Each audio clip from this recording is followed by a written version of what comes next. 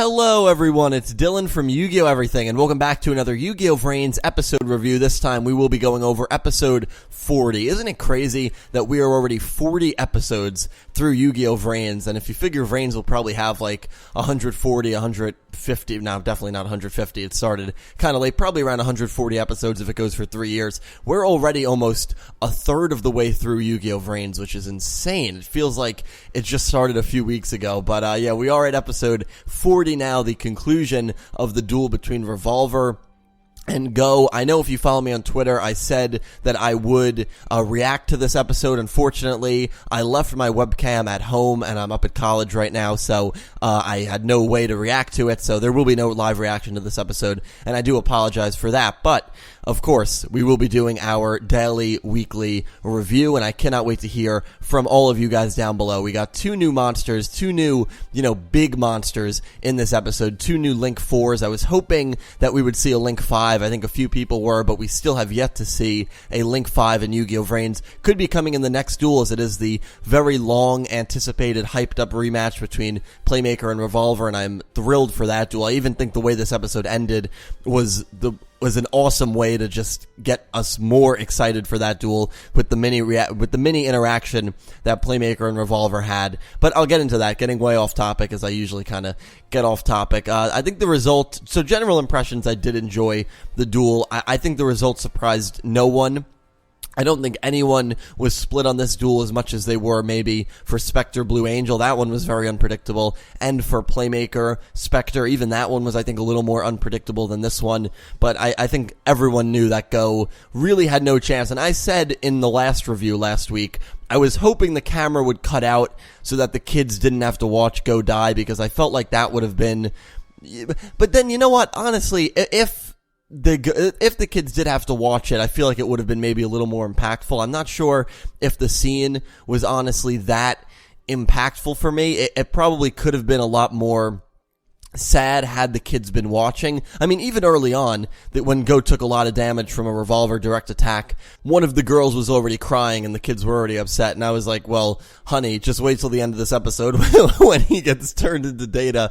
I'm like, dude, this is going to be a very sad moment, but they didn't really show that. And I know I said that I kind of wished, for the kids' sake, obviously I didn't want them to see it, but from a viewer perspective, I feel like it would have maybe made the scene a little more impactful. So I don't know, I can kind of, what do you guys think about that? Would you have rather them shown the kids' reaction, or, are you kind of more like, what, it's best that the kids didn't see it, because I can see it from both perspectives. But yeah, the kids, the frog and the pigeon flew away during the final duel between Go's new monster, the giant ogre, and Revolver's new monster, Boral Sword Dragon. They were both Link 4s. I like the design on both of them, and I knew once that Weekly Jump article came out about Boral Sword being a monster that can do, like, melee combat, I knew there was going to be some kind of, like, standoff in battle, like we had with Decode Talker and Goki, the Great Ogre, way back in episode 4 or episode 3, and that's exactly what happened. Revolver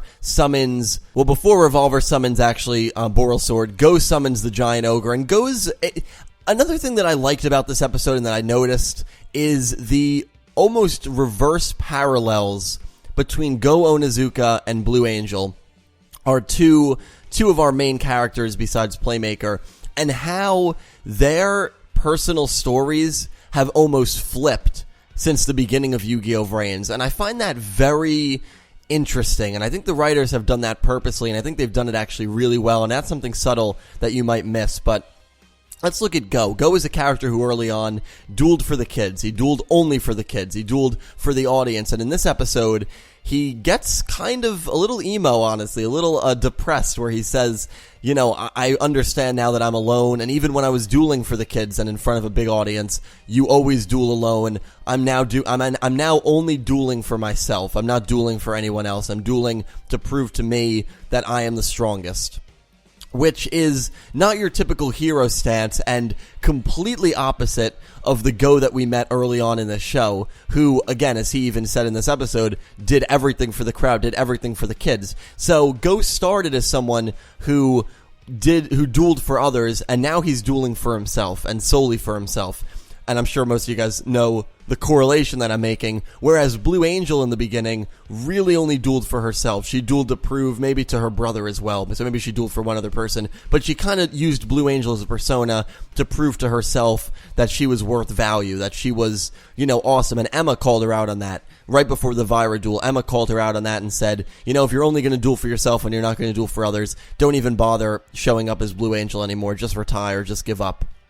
And that obviously pissed off Aoi, it pissed off Blue Angel, and she went into VRains, and all of a sudden, she dueled for others, and she actually got Vira one of the knights, who was always kind of a swaying member from the scenes that we have seen, and what I mean by that is she always maybe didn't have full allegiance to the knights in terms of wanting to go through with everything. I believe she did have full allegiance to Revolver, so maybe that's the wrong word, but she had doubts about the operation, and whenever there's doubts, you can kind of see where someone is going to be able to get changed, and Aoi changed her perspective on things and freed everyone from the another virus, and now all of a sudden doesn't duel for herself, she duels for others, she duels to entertain others. So Blue Angel and Go's character arcs have almost completely switched in terms of dueling inspiration and who they duel for and why they duel, and I found that to be very, very interesting when Go went on his mini rant right before he summoned his giant ogre. So I thought that was really, really cool, and I wonder if anyone else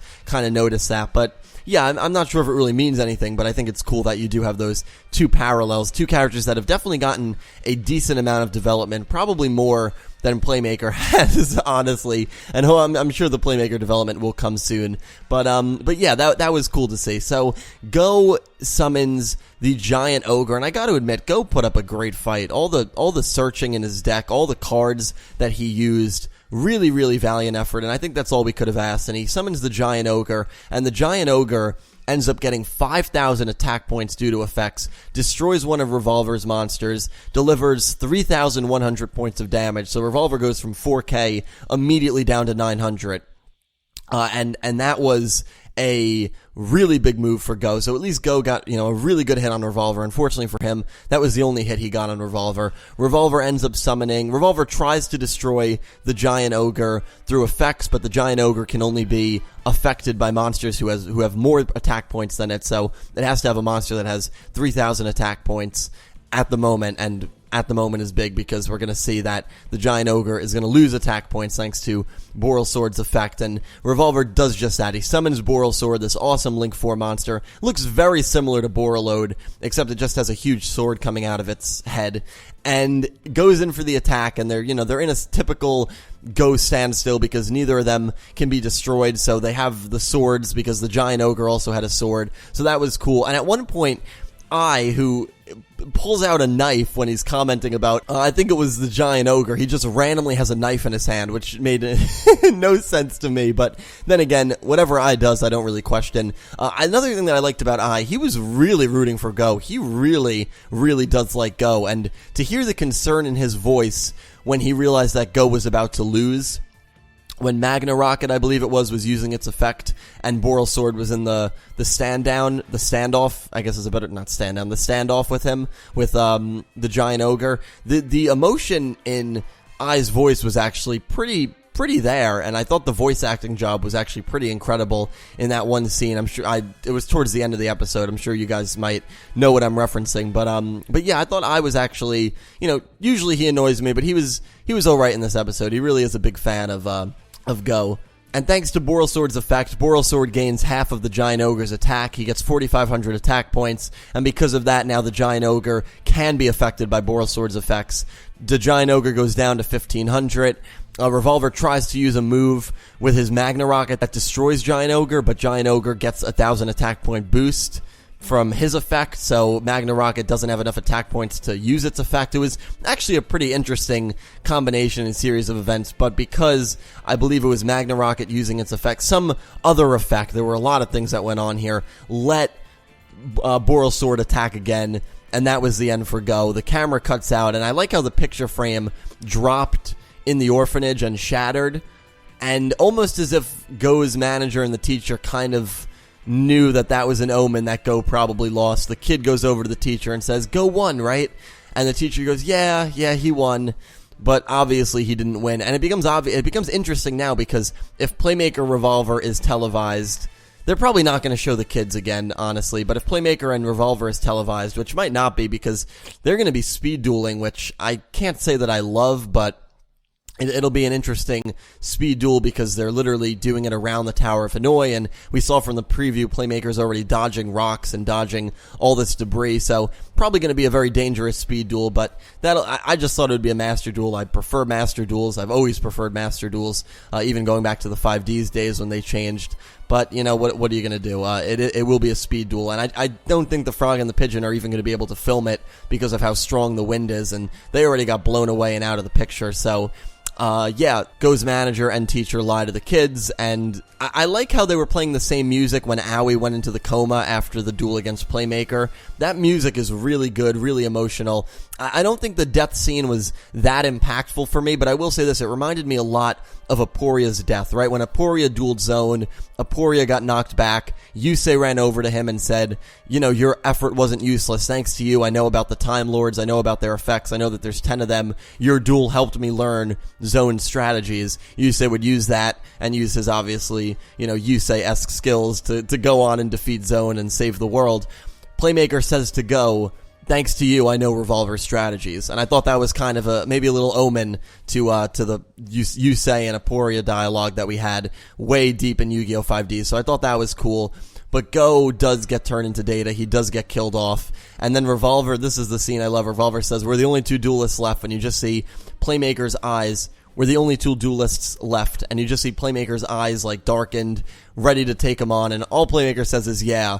And that's it. And the duel, basically to end the world or to save the world, has begun. The only other X factor right now is Dr. Kogami. You cannot forget about Dr. Kogami, who still has to be lurking and is still extremely powerful in this whole setup, because remember, he trapped Akira so easily and basically killed off Akira. I know Akira killed himself, but Dr. Kogami is a huge X factor going forward in this. So yeah, all in all, really cool episode. I enjoyed it. I enjoyed the duel. And let me know what you guys think of this episode and think of the monsters and predictions for Playmaker Revolver, even though I will give my formal prediction for who I think will win the Playmaker vs. Revolver duel tomorrow on Thursday. So I definitely hope you guys tune in for that one, and I definitely hope you guys enjoyed this review. Thank you, as always, so much for watching. Thank you for the support. I'll see you next time, and I hope you have an amazing day.